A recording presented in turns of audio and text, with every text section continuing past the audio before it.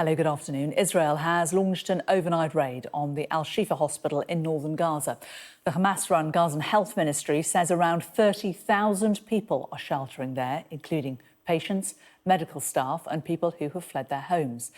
Well, the Israeli Defense Forces issued an aerial video of what they say is part of the raid.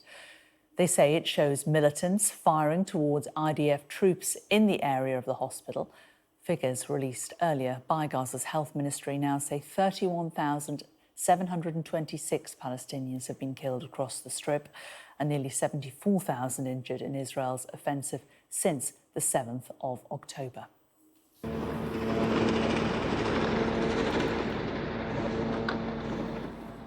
Social media footage taken at around 3 a.m. local time and verified by Sky News shows smoke coming from the hospital area.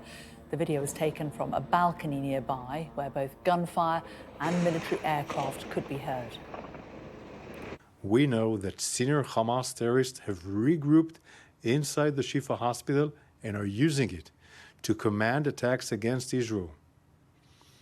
Our targeted mission isn't just an operational necessity.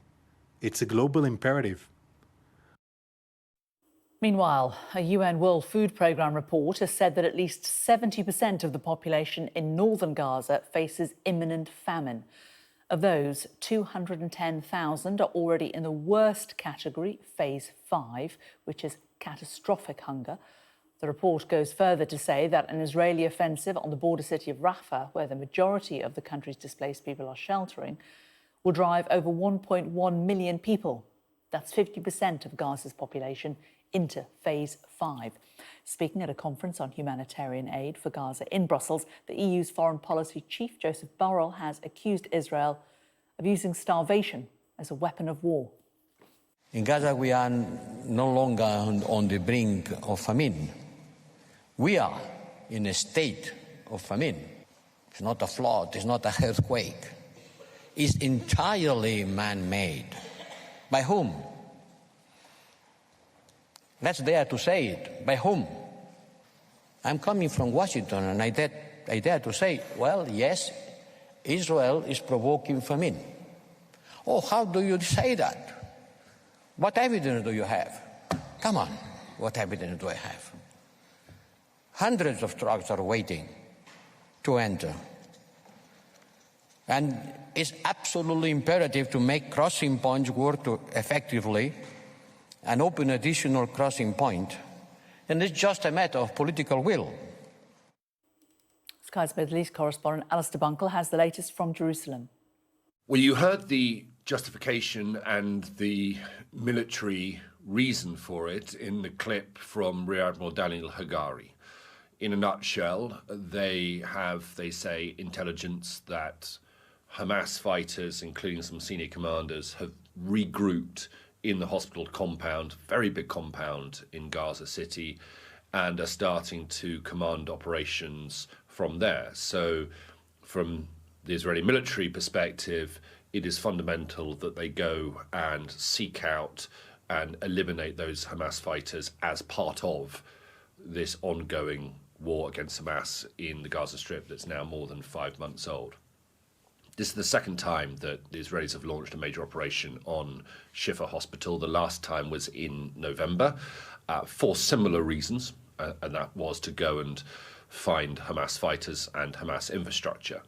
On that occasion, they uncovered some tunnels.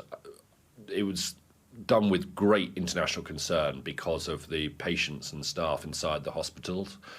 And I think the general feeling was that the evidence uncovered of Hamas presence in the hospital didn't necessarily justify the size of the operation. Nevertheless, Israel went in and they have moved on through the Gaza Strip over recent months.